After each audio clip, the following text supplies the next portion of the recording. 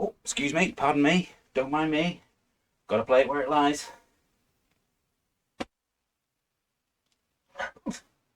Oh, it's gonna be a massive bogey.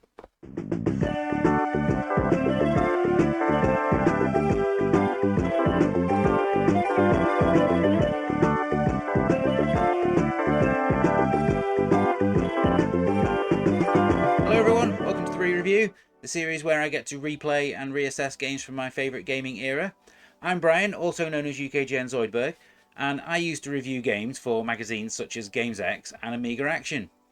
In this series, I'm going to be taking a look back at each one of my reviews, replaying the games in question, and seeing whether or not my opinions have changed in all these years. Whenever there's a big sporting event happening somewhere in the world, one of the ways that I like to enjoy it is to play the video game equivalent at the same time.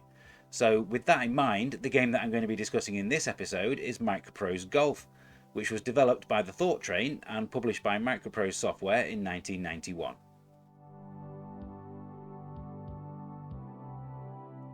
You often hear golf described as a good walk spoiled. So what of video game golf? In most cases, unless you're playing Wii Sports, you don't even have to get up out of your chair. So since there's no walking involved, does that mean that video games are actually the best way to experience golf? I'd be inclined to agree with that statement, but then I can't hit a ball to save my life, and I'm probably biased. According to the Guinness World Records website, the earliest commercially released golf game was the simply titled Golf for the Atari 2600.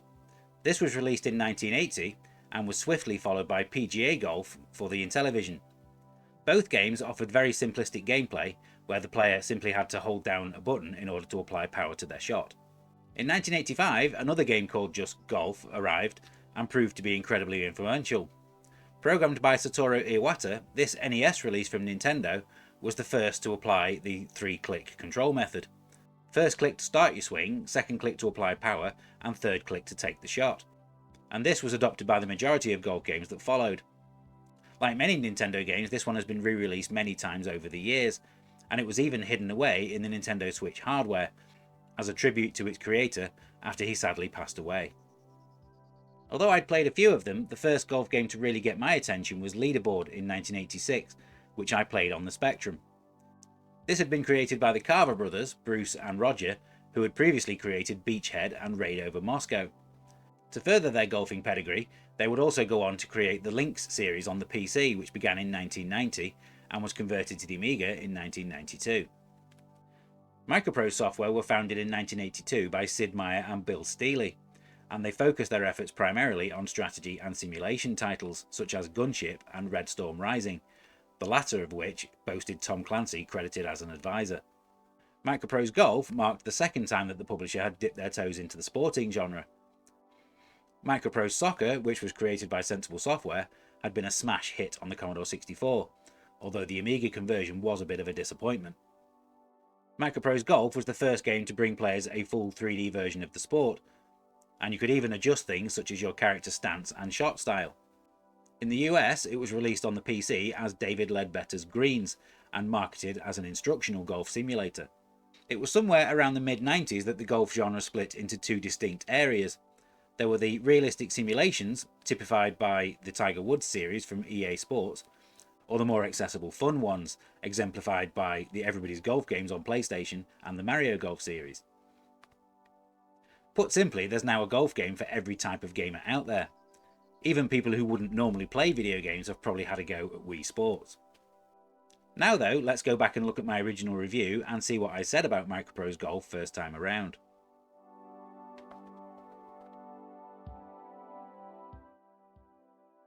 My review appeared in issue 33 of GamesX from December 1991.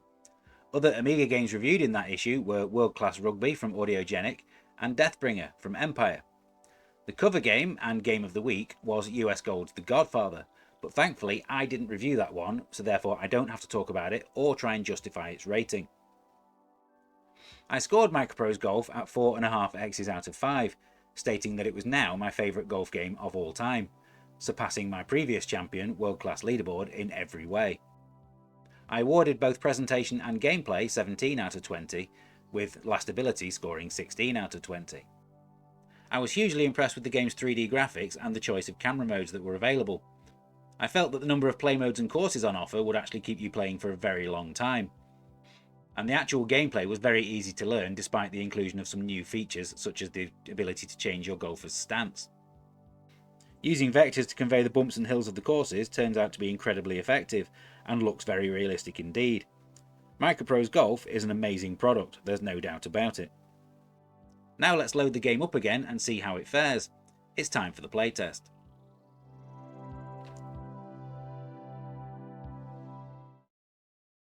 Okay, let's play some golf. One of the things that marks this game out is the sheer number of options that it has. So you've got all your different practice options here, driving range and putting practice. But when you go to new round, you've got all these different ways of playing. Medals, skins, head-to-heads, tournaments, threesomes, foursomes.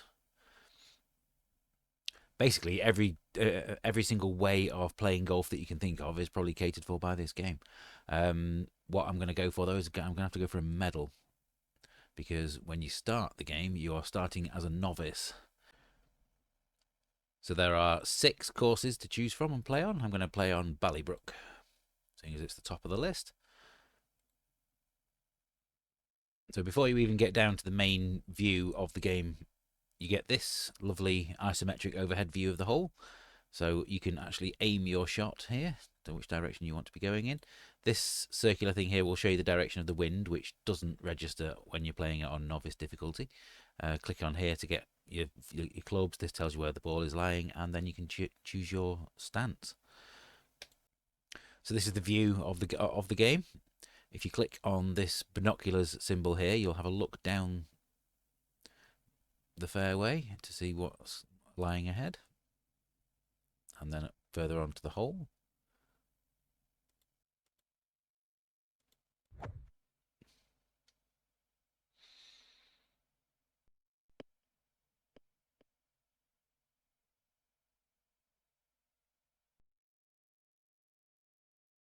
It's ended up on the fairway. That couldn't really have asked for more. And a 7-iron will go 155 yards at 100% power. I'm only 145 yards away, so I'm going to hit just below. Ooh, that's a bit of a slice. That shows me that the green is running away to the right. You can actually use these arrows at the bottom here to rotate your view outside of the isometric one. I'm only 10 yards away, so I'm not going to need to hit this with much power at all. There are different camera choices that you can have. Let's have a look what the second option does. This one will swing into view as the ball lands. Oh, I've hit that too hard. That's going way past the hole.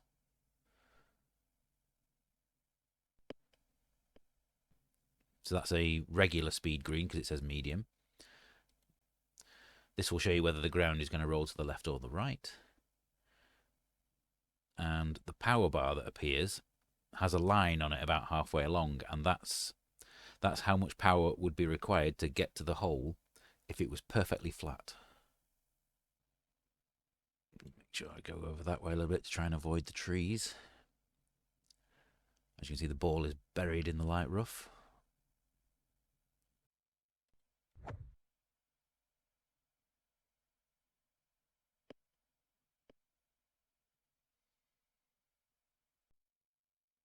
Not 41 yards away. That's going to require less than 50% power. But probably a bit more than that. Because I'm playing this on the A500 Mini, this is actually a lot smoother than it would have been when you were playing it on the A500 back in 1991. This is me now playing on skins mode, which is where you which is 2-player only, but I've set the second player to be a computer controlled opponent, and you play for money. So we're playing for $100 for this first hole. And as you can see, the wind is blowing to the left, so I'm going to aim slightly to the right.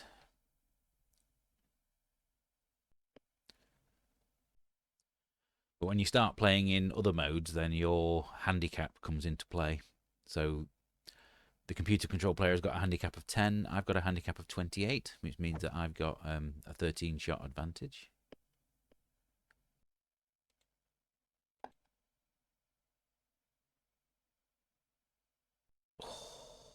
was a good attempt.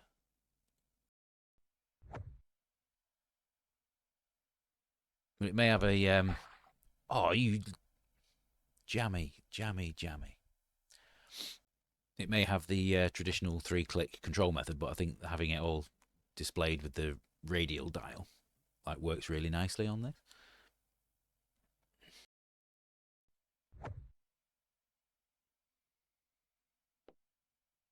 Oh, hit a tree.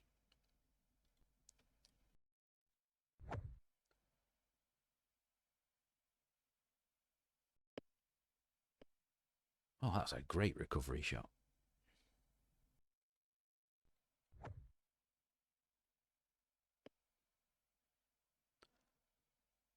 Couldn't get much closer to the hole than that.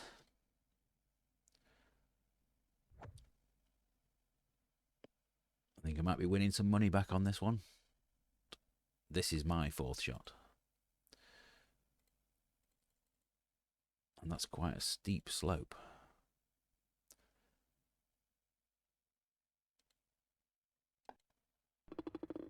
Get in. Okay, so that's Microprose Golf. I think it's still a pretty fine golf game. So let's find out how it compares to my original review and to other golf games on the Amiga.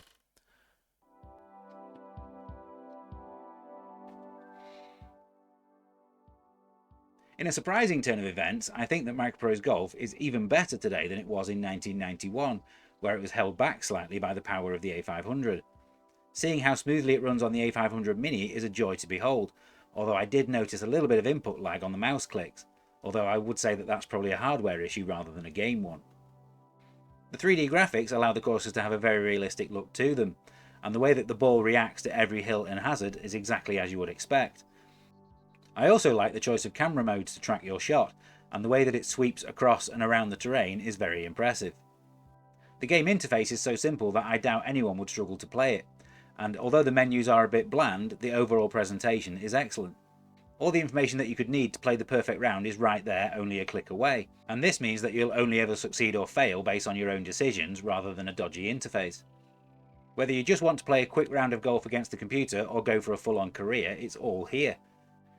The sheer number of game types coupled with the 6 courses to master makes this a fabulously substantial package that's as in-depth or as complicated as you want it to be.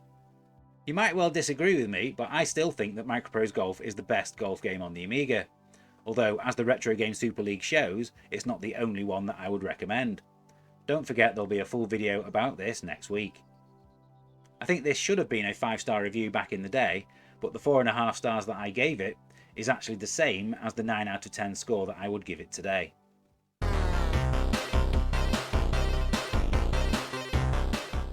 Thank you for watching this episode all about Microprose Golf. I really hope you enjoyed it, and it gave you some inspiration of something to play during the Ryder Cup. If this is your first episode, or if you've missed any of the previous ones, don't forget that there's a playlist of them all right here on the channel, which you'll be able to click on in a second. The music that's playing in the background right now is actually a clue as to what game I'm going to be playing next time, so don't forget to come back and check that one out. All opinions expressed in this video are entirely mine and not those of the UK Gaming Network team, and I welcome your comments whether or not you agree or disagree with anything that I've said. If you enjoy what we do here at UK Gaming Network, then please do give us a like and subscribe to show your support for the channel. And don't forget that you can follow me over on Twitter, or X as it's now called, at UKJNZoidberg.